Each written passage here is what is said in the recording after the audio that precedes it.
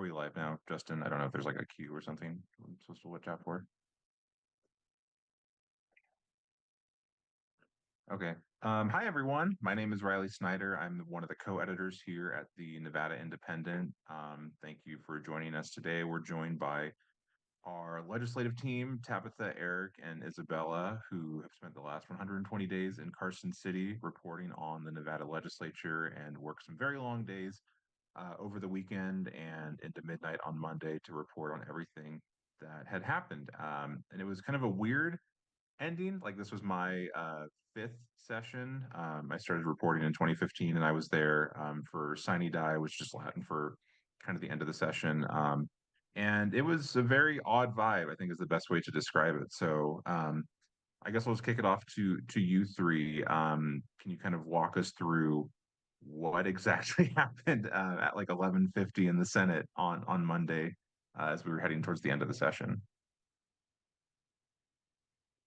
Well, I guess I can take a stab at that and then we'll share it as a team. So I think that it was sort of the final about 15 minutes of the legislative session, and they were hearing a resolution that was basically designed to, it was a resolution related to the Nevada Legislative Commission, which kind of oversees the processes of the legislature. It consists of both Democrats, Republicans, other officials.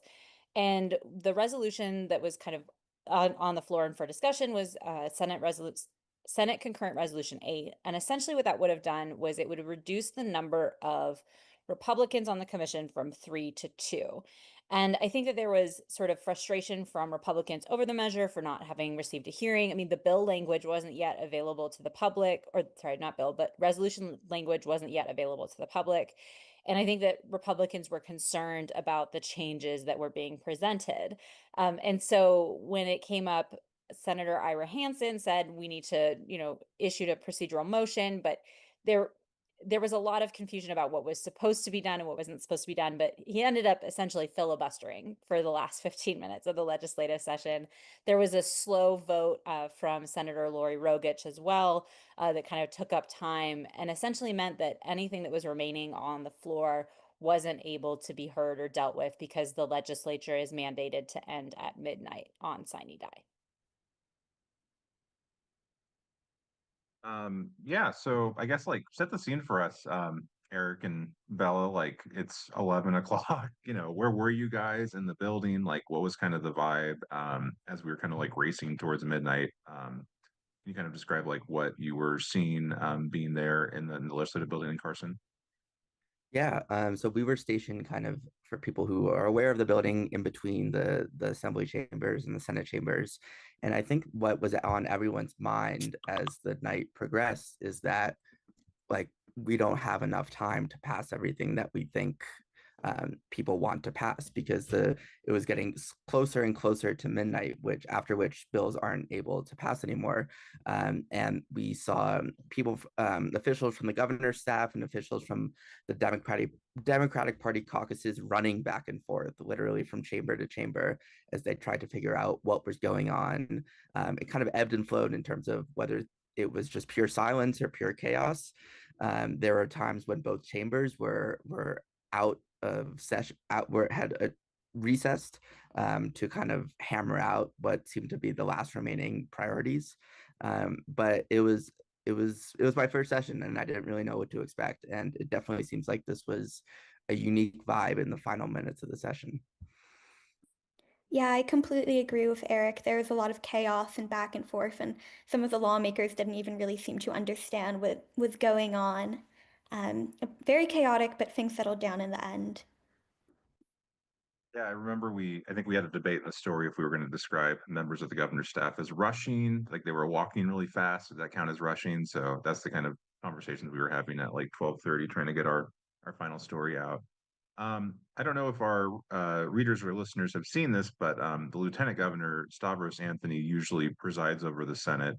And shortly after midnight, he put out a post on X. It's so hard to not say tweet, but formerly Twitter, saying that he was locked out of the Senate chambers and that Democrats had like kicked him out from doing his duty. Um, Maybe Tabitha, if you want to take this one, what kind of happened there with the lieutenant governor? Like, What have you So, heard about that whole process and everything that's gone on? Because I and think this that's was drawn a lot of attention. Yeah, and this was something that Senator Ira Hansen also brought up on the floor. Now, we've noticed multiple times that throughout the session that Lieutenant Governor Stavros Anthony didn't show up for something, or there was a delay because they were waiting on him. I think that from my observations, he wasn't there when they convened the floor, and I think senators just really wanted to get, the process underway, the votes underway, and so they had Senator Marilyn Loop, who's the backup, kind of step in and preside over the meeting. um, I had seen Lieutenant Governor Stavros Anthony in the building, and I think he was probably around, but he wasn't there when the floor started. And so I don't know if this is just like a lot of, political hemming and hawing about, we were locked out or this is what happened. But I do think that there was a timeline, there was a chance to speed things up. And that was I don't know if it was intentional lockout of the lieutenant governor, because I don't know exactly what locking him out would have achieved. But that's just an observation from what I was kind of seeing. Yeah, and again, they have to be done with everything by midnight. They can't put, wind the clocks back or anything. Like they had to be done, and I think like this all happened with about 15 minutes left to go. So we will delve further into that in our legislative newsletter, Behind the Bar, which will be published on Friday. You can subscribe to that on the Indy site or any stories that have the legislature tag. So please sign up to get a further look as Tabitha, Eric, and Bella get to do one more issue before the end of session. But this whole like rigmarole in the Senate actually did lead to some like severe policy consequences. There were a lot of bills that like would have probably passed and like be on the governor's desk for a signature had this whole thing with the Legislative Commission and Ira Hansen's filibuster not happened. So um, maybe we can start with Eric. Like, can you give our listeners a sense of like what died because of this sort of back and forth in the last 15 minutes on Monday? Yeah, so I think we're still figuring out like the full list of bills that would have passed had they had more time on the clock. But one thing that I think we do think would have passed is Senate Bill 74, which was proposed by the Secretary of State's office, and it wasn't the most consequential, at least forward-facing bill, but it would have made a lot of just election administration changes on things such as candidate filing procedures and county election official training courses. And it's something that, because the Secretary of State's office is behind the bill, we know it was a big priority for them. And they only have it once every 2 years to really reform their election administration procedures.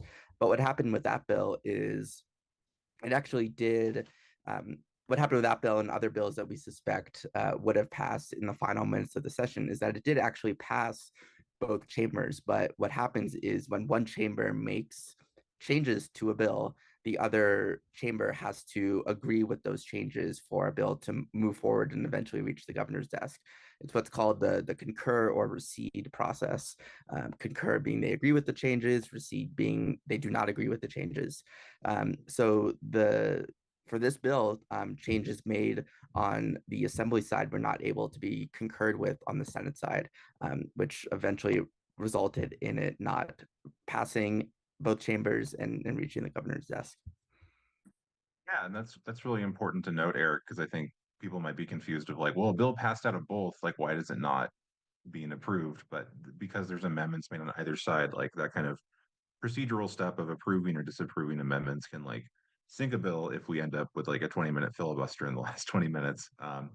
Bella, were there any other bills you were aware of that kind of died because of that procedural, the concur, not concur process? Yeah, another one of the biggest measures that I think failed to pass out was Governor Joe Lombardo's crime bill. And that was because there was a lot of last-minute amendments tacked on to that bill. For our listeners who might not have been as in the weeds as we were, that was a more than 80-page measure that sought to tackle everything from retail theft to domestic violence to bail policies. So there was a lot of debate. And on the very last day, there was two additional amendments put forth on that bill. And thanks to a lot of the filibustering going on, there wasn't time for the Senate to agree to those amendments, and it ultimately ended up dying because of that. Yeah, we had a call earlier just internally on our team, and we were trying to like walk through like what exactly happened this weekend with that bill because there were so many steps and so many confusing parts of it. Um, but I guess maybe Tabitha, you can take this one. Why did so many of the governor's priorities like take so long to get introduced? I think it's a question we're still trying to answer and report out, but like, did that have anything to do with the bill dying? And like, can you kind of walk through the process for our listeners of like the governor's policy bills and how that process has worked? So what happens is that lawmakers, in this case the governor, put in a request for here's the bills that I want to see, and the Legislative Council Bureau has to draft all of that legislation, right? And from my understanding, I think the governor's office has said that their bills were turned in, that they came in by the deadline, all of that was met.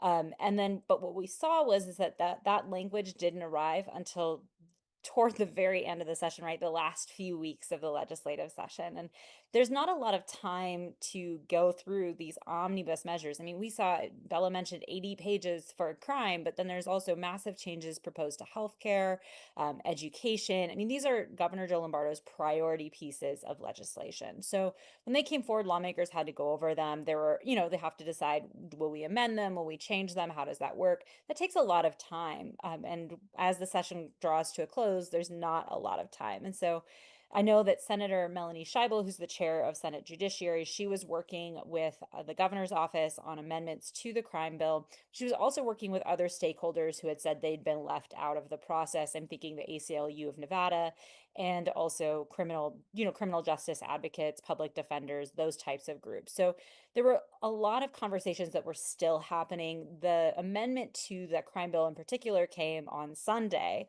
and it passed in conceptual form. So it said, here are the changes that will be made, but we didn't see the legal language or the actual language reflected in the bill until Monday, which was the last day of the legislative session. And so lawmakers on the assembly side were still trying to process that and read through it. And we had a whole committee hearing about it. And there were additional changes that were proposed on the assembly side that day from the Nevada Resorts Association, as well as some other stakeholders. And so I think that there were a lot of changes coming last minute, and we saw something very similar with the healthcare bill as well. Just a massive amendment change, and once it had been discussed and that people were fairly aware of, but sometimes when the actual language comes out, there can be different things in there, right? Or things that you weren't expecting that weren't previously discussed. Yeah, I'm glad you brought up the healthcare bill, and that's a nice pivot point. But that was another one of the governor's major priorities was tackling a bunch of things on healthcare. Tabitha, can you give us just like a very brief rundown of what the governor was trying to do in that bill and kind of like how it ended up sinking and not passing on the final day? So I think that what the governor had kind of said is that he really wanted to target provider shortages. He really wanted to address some prior authorization, which is kind of the insurance approval for procedures, and just speed up the process. And we saw an amendment proposed that would essentially make it so that portions of his healthcare bill were amended into existing legislation. So Senate Majority Leader Nicole Cannizzaro had a program that was very similar to what Governor Joe Lombardo was proposing in terms of this workforce provider shortage and trying to address it. So that was amended into her bill. And then we also saw a graduate medical education proposal that was nearly identical to Senator Julie Pizzina's bill. And so that was placed into there. So those two bills did pass out. So when we say that Governor Joe Lombardo's bills may not have moved forward, some of his priorities did.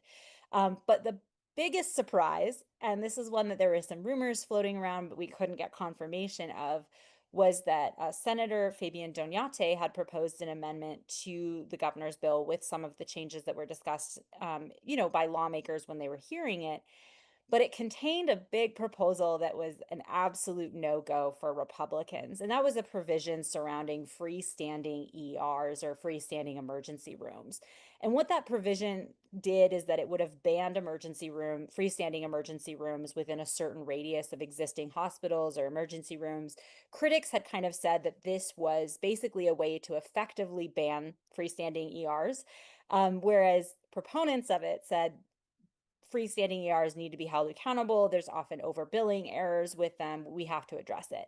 And so what ended up is when that came for a vote in the Senate, Senate Minority Leader Robin Titus stood up and she said, I loved this legislation. It was going to accomplish a lot, but now because of these changes that Senator Jonyate had made, we are no longer in support of the bill. So Republicans ended up voting against Lombardo's measure. And when it went over to the assembly, I'm still trying to gain clarity on whether it actually reached the assembly or if it did reach it. But either way, Assembly Republicans said they were not willing to shift rules to allow for that bill to move forward. And it died on the final day of the legislative session. Yeah, Tabitha, as a fellow veteran of legislative sessions, is this pretty common for not super related parts or major changes being amended into bills at the last minute or on the last day? I mean, you see major changes to things, right? I always say never ever trust the bill digest. Actually, go read the final legislation as it's been reprinted. But I think this is the first time that I have seen this many major changes come in this short of a time frame, especially to something so elevated like the governor's bills, right? I mean, but we saw, I mean, last minute changes to when the public option was introduced, other big bills. I know Assembly Speaker Steve Yeager had introduced his measure to cap the price of insulin at $35 a month for payers, for certain payers, and so that was introduced late in the session. So I don't think it's not uncommon for last minute pieces of legislation to come through at the end, but the sheer number of amendments and the size of these changes and people kind of being confused about them, I think that was surprising to me. Yeah, definitely. And I have some follow-up questions on that, but we do have a reader question. So if you're watching us on YouTube, please feel free to drop a question in the YouTube chat. And if it's not obscene, we'll hopefully be able to ask the reporters and give you guys an answer. So we had a reader ask about, do you think the governor will sign SB 182? That's the bill that I believe would set the nursing staffing minimum ratios in hospitals. I'm kind of putting you on the Oh, spot, Tabs, but do you that want is to? okay. I do not have a crystal ball for that legislation, but based off the fact that Republicans were pretty against it when it was going through the process and believe voted against it. I don't know what the vote was in the assembly, but on the Senate side, it was all Republicans against. I I think that one is a high candidate for a veto, especially considering Republicans, and we're talking not just Republicans, but I mean, Senate Minority Leader Robin Titus, she has a medical degree. She was very against that piece of legislation. Yeah, I think Yeah. that's a pretty. Oh, Go I ahead, would Eric. just say that for people who are kind of wondering what bills may have a higher chance of being vetoed, ones that pass along purely party lines are a much better bet on things that will be vetoed. You'll see in our veto tracker of the bills that Lombardo has vetoed, we say a lot of times that it passed along party lines or it passed along near party lines. And the one Tabitha was talking about, SB 182, did pass in both chambers along party lines. So no Republicans in the entire legislature supported it. So it would be maybe a surprise if the governor kind of disagreed with the entire Republican caucus in the legislature.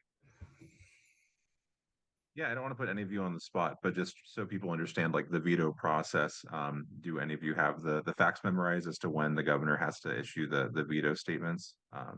I feel like a teacher So calling on students, but go ahead, Dabs, if you want to in volunteer. when it's in the legislative session, it's 5 days that he has once it's reached its desk, but there's an exemption for, like, obviously Sundays, I think is the day. And then after, I believe it's 10 days with obviously an exemption for Sundays. So think like kind of business days that we're talking about here. Yeah, and we'll be reporting on the vetoes on our veto tracker. It's pinned to the top of our site. It's on the little light blue nav bar, and we'll have another update later today and throughout the next like week and a half. However, math is hard, but yeah, you'll just have constant updates on vetoes. Bella, I'm curious. So the governor had a single session record for vetoes in 2023, which was his first session. That was 75. Do you have any guesses or bets if he's going to go over or under that total this session? Oh, that's difficult. But so far, what we see, I think he's only around at 30 vetoes, if that's correct. So far, I'm optimistic that it will be less than the record from last session.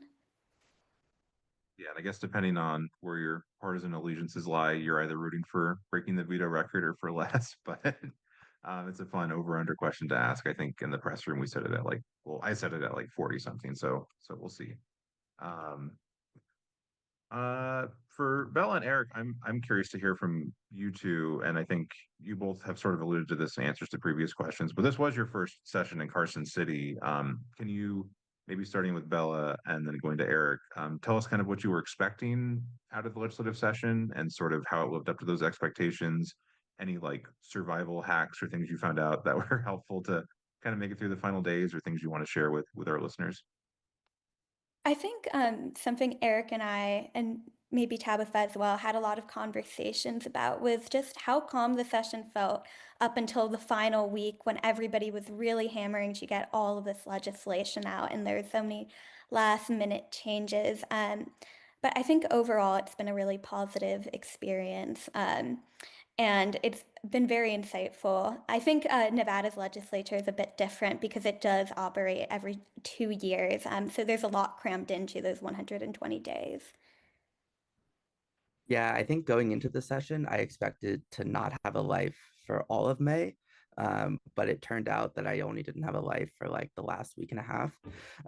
And I think it's interesting. Like we did some coverage earlier in the session about just like the pace of how things were going. I think the governor had only signed just a few bills up until 2 or 3 weeks ago, which was much lower than any other year in recent memory. And obviously a lot of his bills, which are some of the most important and the most divisive, did not really advance in the legislative process until that last week. So it was, like Bella said, an extremely positive experience, kind of an exhausting experience, at least in the last week. But I was going in kind of blind because I think you kind of just have to do it to know what you're getting, to know what it's like. But it was it was a lot of things, but most of them positive. Good to hear. But yeah, Eric, you said something funny on, well, interesting. It was funny too, but on the final day of the session, I think we were all working together, and you made a comment that like there was like six things that happened on Monday, the final day of the session, that would have like led the news for a week had they happened anytime in the past 119 days. So for all three of you, I'm just curious, like, was there a moment or a development on Monday or kind of in the final 24, 36 hours of session that like you think might have gotten overshadowed by everything that happened at the very end, or just kind of like the blizzard of news that happened that you think readers or listeners should be aware of or know about? So one thing that to me at least was it was a pretty quiet legislative session for the first 117 days on election issues, but something that really kind of took over a lot of conversations in the last few days, and really on the last day specifically was voter ID. So the voter ID measure, it was amended into a different elections bill, and it essentially is going to require voter ID beginning in the 2026 elections. And the fact that this was brought on so last minute, we first reported that it was happening on Friday night, kind of just showed to me how crazy these last few days can get. And if, like Riley said, if that had happened in early March, that would have been the news of the week, that the Democrats are proposing voter ID after opposing a voter ID ballot question in the 2024 election. And then another thing, it's kind of just speaks to just the fluidity of a lot of these bills, is pre-K funding in the education bill that represented a deal between Governor Lombardo and Senate Majority Leader Nicole Cannizzaro. There was a lot of talk this session about universal pre-K. Cannizzaro, even before the session, had indicated that she wanted to fund universal pre-K. That became much less likely because of the state's financial situation. But even on the last day, we saw an appropriation for pre-K in that bill drop from 50 million to 12 million, which just goes to show how these things are really, they change at the last possible minute. I think that happened early Monday afternoon.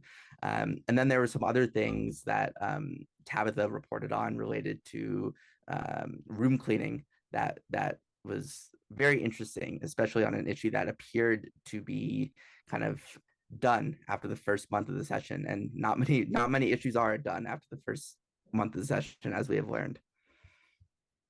Actually, hold on. Sorry, Riley. I said something earlier that I actually want to note is that on Lombardo's healthcare measure being placed into Senate Majority Leader Nicole Canizaro's measure, and that was related to the workforce program, it actually died. I just realized this, but it was not concurred on in the assembly. So that bill didn't move forward, but his graduate medical education proposal within Senator Pazina's bill did move forward. So sorry about that. I had to triple check. Oh, I thank mean, you for I think noting that. that's like Breaking interesting. news. And I feel like that's it, it kind of just goes to show the like the uncertainty that took over the last hours and even the days after the legislative session. Like in the final minutes, no one knew what had passed and what didn't. Like because there were so many things that needed to be concurred on in one chamber or the other. So it's I think we'll still be finding out things that died that we didn't know for sure. Yeah, I joke that we have 18 months to do follow-ups on what happened on Monday. So we have another reader question. Again, if you're just tuning in, please feel free to drop questions in the YouTube chat and we'll try to answer them as long as they're not weird or obscene or anything like that. So we had a reader question as to why there was such a lack of urgency over the first 30 to 40 days. Maybe Bella or Tabitha, did one of you want to take that one? I can take a stab at it. I think at the beginning of session, there's a lot of procedural things going on. Bills are getting their initial hearings. I think there's also a lot of conversation about what a finalized version of a bill is going to look like, and those are not always immediately clear to the public. There's lobbyists, there's different interest groups really having conversations about what a bill is going to look like and trying to reach agreements over amendments. And I think that's also part of the reason we saw, things like the crime bill come in so late because they're such large measures. And there's a lot of discussion going around about what that's going to look like. And that kind of limits immediate action and movement you can see on a bill. But Tabitha, feel free to elaborate. Yeah, I mean, also, you have to understand that the Legislative Council Bureau is drafting all of the measures that are going through the legislature. Drafting takes time along with those initial discussions, and some of this is being processed immediately and initially as well. And I mean, what we saw at the beginning of session two is when the governor proposed his budget, there were some issues with it. Lawmakers had to deal with those issues. They also had to deal with the fact that about midway through, we heard an economic report saying that the amount of money the state would have wouldn't be as high as we had projected. So that also had to be navigated. Those take up a lot of time and energy. Under Nevada's constitution, you have to pass the 5 budget bills, right? And so those are priority number one in terms of getting us out of the session and not immediately triggering a special session. The rest of it is sort of the icing on the cake, the proposals that lawmakers have. It's a nice to have, it's not an absolute requirement. So I think that that's really key to also talk about. And again, I will reiterate, the discussions around the budget definitely took up a lot of time too. And I'll also note there was an interesting bill that kind of that wasn't introduced until a couple of weeks ago, which has to do with the number of bill draft requests that can be allocated to legislators and constitutional officers, and also what those bill draft requests must contain. So they're going to be beginning, I believe, in the next legislative session, there are going to be decreases in how many bill draft requests can be submitted. And there are also going to be new requirements on the details that must be provided in those bill draft requests. If anyone has ever looked at the Nevada Legislature website and seen a bill draft request, they are extremely vague. At least available to the public. And I think the idea behind this, according to fiscal staff who testified in this, is to try to get more work done before the session so that when the session starts, more and more bills can be introduced and can move along in the process quicker. I don't think that means that we may not see last minute changes to governor's bills in the last days of the session, but the intent behind the bill is to make it seem more kind of make the life easier for fiscal staff and legal staff at the beginning of the legislative session. Yeah, I'm really glad that you brought that up, Eric, because I was just thinking about that bill and I was like, did it pass? I don't remember, but like structural changes to reduce the number of bill draft requests that legislators get sounds like, legislative mumbo jumbo, but it is like an important structural change that will hopefully like get things moving a lot faster. I think senators can have up to 20 bill draft request, and like if you're in the minority and you put in 20, like you're not going to get 20 bills passed because they often just get one or two. So it's a lot of work for the Legislative Counsel Bureau, which is the nonpartisan support staff for legislators to have to draft all of those bills, go through the amendment process. So I think by reducing their workload, it will hopefully streamline things a little bit. But we should find out if that bill survived or died. I think it lived, but I don't, again, it was like one of the things that will emerge from the rubble of the like crazy final 36, 48 hours. And sort of I guess I have a few more reader questions that have popped in.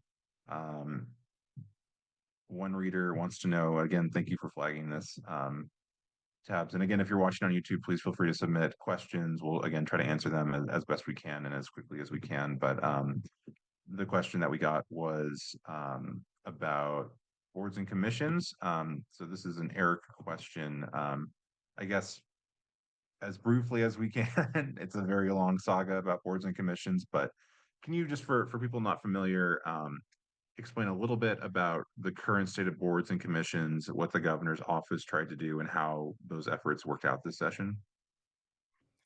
Yeah, so there's ever since Governor Lombardo took office, there's been an effort to streamline the boards and commissions system in Nevada. And what these boards and commissions do is a lot of these boards are occupational licensing boards. So they're responsible for licensing and overseeing different professions in the state, anything from chiropractors to land surveyors. And there are more than 300 boards and commissions in the state. A lot of those are just advisory commissions, but it also includes these occupational boards. And this session, there was an effort to significantly increase the state government's oversight of these boards. They kind of operate a unique space in the government because not until the 23 session, before the 23 session, they weren't under a specific agency, and now they're under the Department of Business and Industry. So there were significant efforts to reform the system and increase oversight of the entities. But all of those bills did not move forward, and it kind of reflects the kind of weird space again that they occupy in this government, because they are represented by paid lobbyists, which is something that is extremely rare for these kinds of now state entities. And there was a lot of contention among a proposal from the Department of Business and Industry that would have merged and consolidate many of these boards. It prompted extreme outrage from officials and lobbyists associated with these boards, who said it would only increase inefficiency. And then there were some other provisions that were introduced in the final weeks of the session that kind of tried to find a path forward for any kind of reform. One would have stripped the Department of Business and Industry of any oversight and shipped that to another department. That did not go anywhere. There was another that would have represented a kind of compromise deal, keeping them under that department, but not having any merging and consolidating. That did not move forward. And then finally, it seemed like one that had some headway was one that would just staff up the office that oversees these boards. And I think it just kind of shows the difficulty in one, streamlining government operations in a way that everyone can agree with, and also just the unique nature and unique difficulty of reforming specifically these boards and commissions, considering their lobbying efforts and considering the kind of, there's not a lot of overlap between what they do. They each kind of govern different occupations. So efforts to kind of consolidate things is going to be a tall order anytime. Yeah, and as someone who's a lot of fun at parties, I'm also very interested in boards and commissions and their structure in Nevada. But I guess just like taking a step back, because you did excellent reporting this session on like all of these efforts, pre, during, and soon to be post session, about how um, the attempt to like change their governing structure kind of went nowhere. Like, I guess when the dust settled on Monday at midnight, like, were you surprised that none of these made it through? Like, did you kind of think like something compromise will get through, or just sort of like what was your level of surprise relative to like what had actually happened on that? Yeah, I think by Monday afternoon, I was not surprised that any of them were moving forward, but which just goes to show how quickly things changed. If you had asked me on Friday, I would have thought there would have been some kind of proposal. And you could, based on just conversations with folks who are involved in those conversations, it seems like they had a similar kind of view on the issue. Just a few days before the session, there were a couple of bills that seemed to still be alive, but by early Monday, it was becoming clear that they had not enough support in the legislature. So again, that's one of the issues we'll be visiting later this month as we kind of report out everything that's sort of happened in the last 36, 48 hours. But yeah, the boards and commission issue, I'm sure will come back next session. I think the last three governors have like brought up attempts to change it. So um, uh, yeah, we'll have plenty more to report and write about that. We had another reader question come in that Tabitha, you helpfully flagged about um, any bills that we think that didn't make it or were rejected or vetoed or likely to be vetoed that might come back to the next session in 2027. So maybe we can start with you, Bella. Were there any proposals this session that didn't make it that like you wouldn't be surprised at all to see come back in 2027? Yeah, I think Dina Neal's proposal, kind of curtailing the amount of houses corporate buyers can purchase in Clark County, might have a comeback. It died, but a part of it was amended into Governor Joe Lombardo's housing bill briefly, but was later taken out. Neil brought this bill last session as well, and it ended up being vetoed. It got a lot of support, and even some Republicans said they would vote for the measure. Um, so I would not be surprised if it came back in a slightly altered form next session. Yeah, and I'm hoping you can talk about this, but that bill was a 2/3 requirement bill because I believe there was a tax or fee increase related, and it died by one vote, right? And Senator Ira Hansen, who's a Republican from Sparks but represents a very rural area, said the governor asked him to change his vote on the bill, but he had supported it in committee. And you were able to talk to Senator Hansen at Monday at 12:30. Can you kind of go over that conversation and how that ended up coming up? Yeah, sure. Senator Hansen told me that it was one of his only regrets this session to vote against that measure. The governor had asked the Republican caucus to stand against that measure.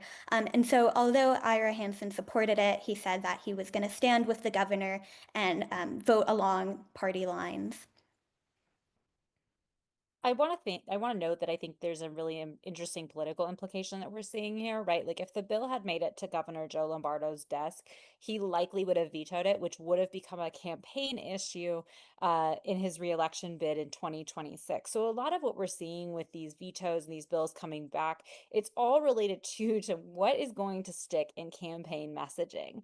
And when Ira Hansen stood up on the floor, there was a flood of emails from various progressive organizations and groups, and not just progressive. I mean, this corporate housing issue is something that Republicans are also concerned about.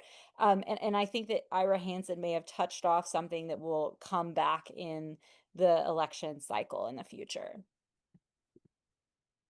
Yeah, I'm curious too, Tabs, if you can think of any other proposals that came up during the session, didn't make it that like you would not be surprised to see if they come back in 2027. Well, already we've seen some of the veto messages and some of the vetoes. We're still waiting on some messages from the governor's office, but one of those was related to habitability requirements. And so what that would basically have done, it was from Assemblymember Venetia Considine. She's really been a leading force in the in the housing reform space when it comes to housing legislation, especially from kind of the left. And what she kind of had brought forward was saying if a living situation in a house or home is not habitable, tenants would have recourse, right? They could submit a form, they could take steps to ensure that the landlord fits that or fixes that habitability concern. That was vetoed by the governor. I am sure that that will come back. There were a couple of gun legislation, right, banning semi-automatic people under the age of 21 from owning semi-automatic rifles or semi-automatic handguns. And so I think that those ones will be coming back as well. Yeah, and I'll note like a lot of this depends on who the governor is in 2027, right? Because it's kind of funny that Democrats can put forth legislation that probably goes a little bit farther than they like would be comfortable with, because they know that it's probably going to get vetoed. But if they, if they have the governor's office and control both chambers, then they have to like really think about what they're sending to the governor. I think we saw this in 2019 when then Governor Steve Sisolak essentially said, like, don't send me the death penalty repeal bill, and that ended up not making it through the session. So a lot of these questions about like what's going to come back in 2 years is like a large factor is going to be which party controls the governor's office in Nevada.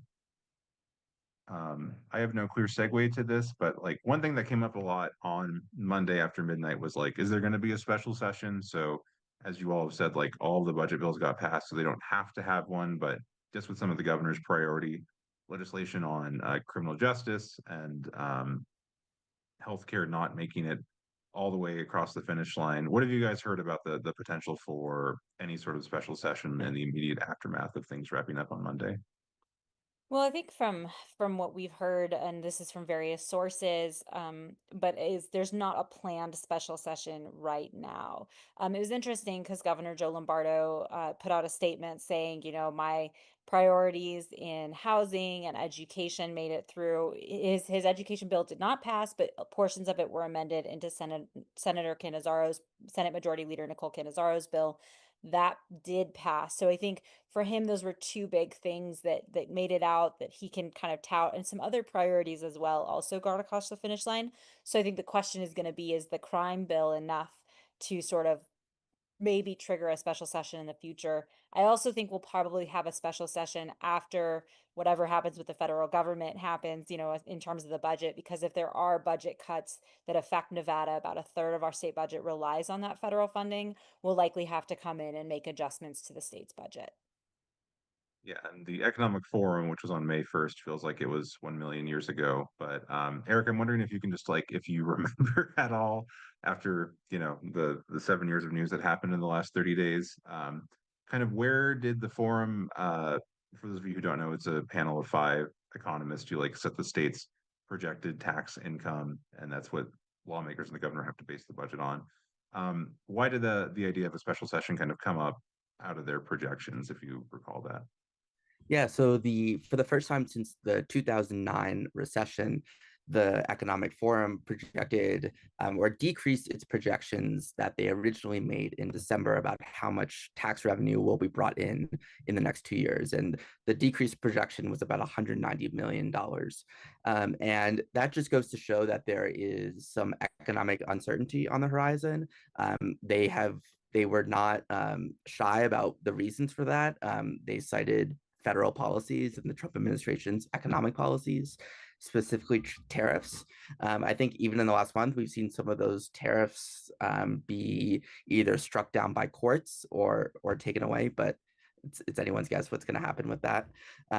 So there's widespread kind of economic uncertainty, and when that happens, then the state may not have as much money as they thought they had for the next 2 years. So that is why they may have to convene a special session to kind of revise their budget projections and how much money they're actually going to spend until the July 1st, 2027. Yeah, and again, the forum's like very thankless job is trying to predict how tax revenues are going to go for the next 2 fiscal years, which is like, imagine trying to like predict your monthly income in May 2027. Like you might have a good idea of how it's going to go, but like a lot of stuff can happen. So definitely a lot of uncertainty is the key word there. So we might end up being back in Carson City. I guess we'll wait and see about that. But sort of related to the economic forum's projections and changes in projected revenue, is that there just wasn't as many Christmas tree ornaments. So in past sessions, and this has become a political issue, lawmakers near the end of session will appropriate money to a wide variety of nonprofits and organizations that usually have a lobbyist in Carson City. So, Eric, I don't again want to put you on the spot, but how big was the Christmas tree this year, and who got ornaments, if you recall, in the final days of session? Yeah, the Christmas tree was pretty small. So the main development that changed on the last day of session was amendments that the Assembly made to a bill that originally only would have made certain appropriations for school gardens, but they added $600,000 in appropriations to that proposal that would be distributed to the Nevada Judicial Resource Center on firearms, the Mob Museum in Las Vegas, and a nonprofit called Raise the Future, which focuses on adoptions. But otherwise, we noticed a lot of bills with a price tag not even advancing at all, just being introduced and not moving forward the legislative process at all. You can see from our story on yesterday about the bills that died on the last day of the session, some of those appropriation bills that did not move forward. Some of the ones that stand out to me is just a proposal from Senate Majority Leader Nicole Cannizzaro that would have given rental assistance to certain elderly and disabled people or people who are facing emergencies. Another one from Cannizzaro to provide grants to grocery stores to expand health food access.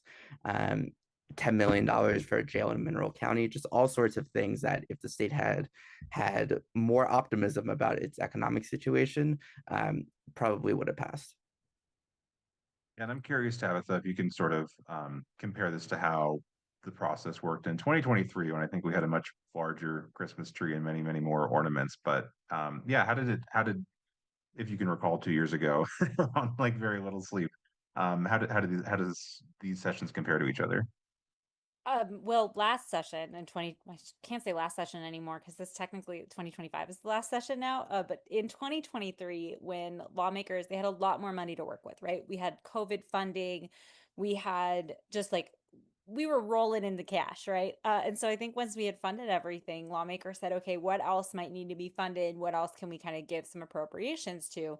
You saw lots of conversations between lawmakers, people getting money for, everything from like buildings that needed to be improved to specific programs. This time was much, much different, right? It was a much smaller amount that we saw. There was a measure where I think it was like $600,000 roughly in appropriations were tacked onto it. We'll see, how that fares once it reaches the governor's desk, but that is much, much less than the Christmas tree bills were in 2023. And I think also just with the limited funding, I mean, I think organizations reduced their funding requests or said, okay, what do we actually need from the legislature? What kind of can we negotiate on? Yeah. Does this mean the culture of corruption is gone from Carson City? Oh You don't have man, to does answer this that one. does this mean that we have campaign people using whatever comes out of the legislature for the 2026 campaign? I think that is definitely whatever happened in this legislative session, people are going to put political spins on it. We already saw an advertisement calling out Republicans who had voted against Assembly Speaker Steve Yeager's banking bill, right? And that was AB 500, I believe. And so I think that we're just going to keep seeing those types of campaign ads. And, when Governor Joe Lombardo finishes using his veto pen, any of that is going to be fair game in the 2026 election and future ones too. Yeah, I think raising the specter of 2026 is scary enough for people who just survived the legislative session. So I think we're probably good to leave it there. Thank you, everyone who tuned in and watched. Hopefully, this was helpful to get a sense of what happened at the end of the legislative session. Thank you again to Tabitha, Eric, and Isabella. You guys did a fantastic job covering the session. Please read their work on the Indy site. Subscribe to the Behind the Bar newsletter. We'll have lots more coming on all of the fun things that happened in the last 36 hours. That was very hard to keep track of. So again, thank you so much for watching and supporting the Nevada Independent. This has been Riley Snyder. I'm one of the co-editors here. And thank you for your time. Hope everyone has a nice rest of their day.